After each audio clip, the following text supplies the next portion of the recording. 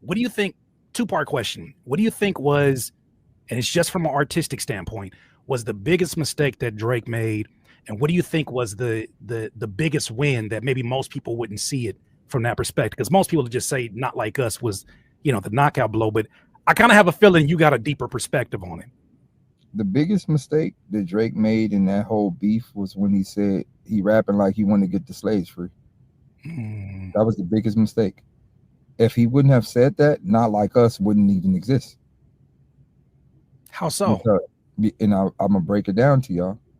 When he said you rapping like you want to get the slaves free, all black people said, so if he raps like he want to get the slaves free, and then you rap, then that means you rap like you want us to stay slaves.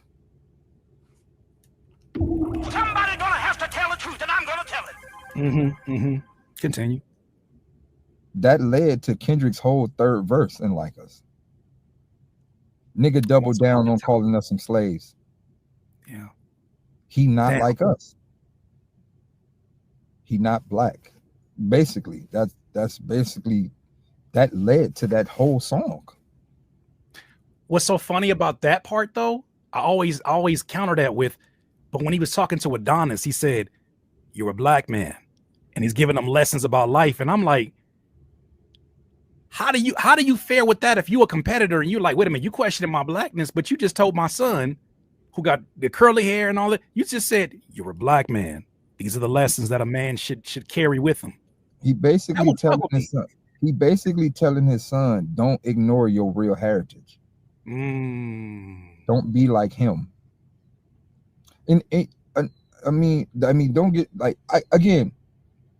Like I feel like that was the only bar that kind of fucked it up. Like that was the bar where it was like, why would you say that? Yeah. But other than that, like it was a good fight, man. It was a good fight, top to bottom. I personally feel during that whole rap beef, and it is another minor mistake. Like Drake is heavy in the battle rap culture, heavy. Like he rocks with the battle rap culture a lot. I don't understand why wasn't none of them called. Look, Daylyt used to make so many gay references and all the Cookie Crisp shit when he was battle rapping. I stopped even taking that man serious a long time ago. Let's just be honest. Let's just be real. But I mean, he got a point, bro. When Drake said the whole line about he rapped like he trying to free the slaves, it did piss some people off. What is he trying to keep the slave and people enslaved? Look, bro, melanin is melanin. You know what I mean? Drake is black, whether people say he not. Drake is black, bro. Mixed kids are still black. Whether or not they're African American, no, they're not American. But y'all gotta stop with the bullshit. When the man said rapping like he's trying to free the slaves, you got to understand what he was talking about. See, most people just skim through music. Daylyt, he's one of them guys that's obviously just skimming through it, you know? Just skimming through it. Why? Because you can't see it for what it is. Daylyt still think, bro, I think Drake would out battle rap Daylyt. Daylyt ain't really that hard, bro. He just went with what he could make it in. Now, the man got a little pen, but that little solo music career ain't really about shit. Let's just be honest. Let's just be real. So when everybody look at Daylyt like he's wanting to break down hip hop, look, bro. Look, bro, the man can put some words together, but that man ain't no successful hip hopper. No, let's just be honest. Let's just be real. This is Daylyt we talking about. He could say Drake should have did this and Drake should have did that. One thing he was right about, and I can't even say he was right. He was wrong about the whole thing. Not like us. The third verse did not make the song. You know what I mean? The third verse didn't make the song. The song was hot. Let's just be honest. Let's just be real. Not Like Us was a fire track. Did Kendrick Lamar win that battle? No. He didn't win.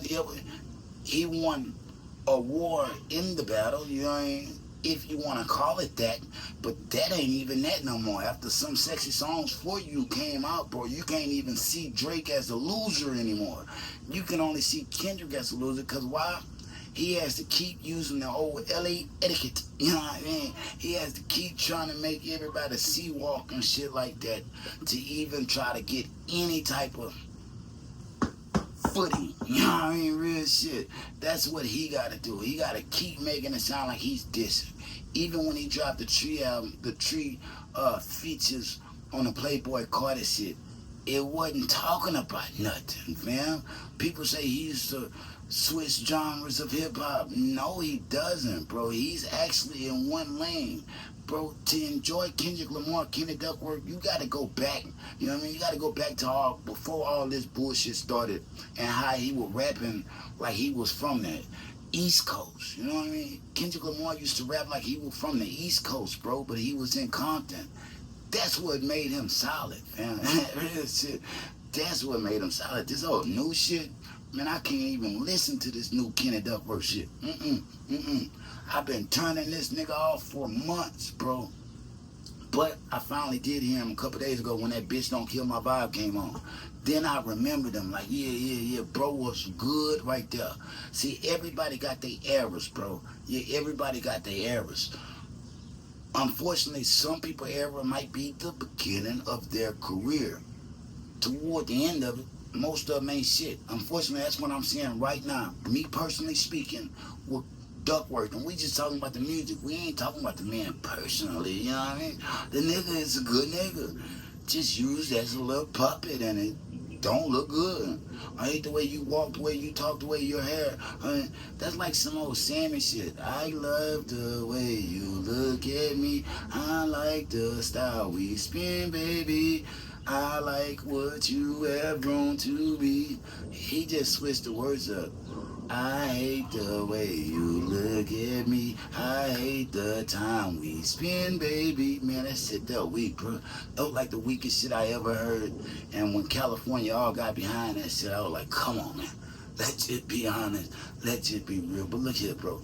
Back to the whole Daylyt shit, man. What make you think this man is a nigga to ask about anything, or that his opinion even matters about the situation? Bro, stop talking about the same old shit. That shit over. That nigga received 125 FCC complaints over that Super Bowl. Nigga ain't talking about that shit no more, bro. New news.